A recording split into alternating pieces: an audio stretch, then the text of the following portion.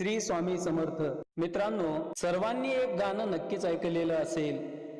भोवऱ्यात ही जीवन नौका, लाटेवरती लाट, गुरुदेवारे सांग तुझ्याविन कोण दाखविल वाट. मित्रांनो, समुद्रातील महाभयंकर लाटामध्ये जर एखादी नाव अडकली ना, तर त्या नावेला फक्त एकच जण वाचवू शकतो, तो म्हणजे त्या नावेचा कर्णधार, त्या जहाजाचा कॅप्टन.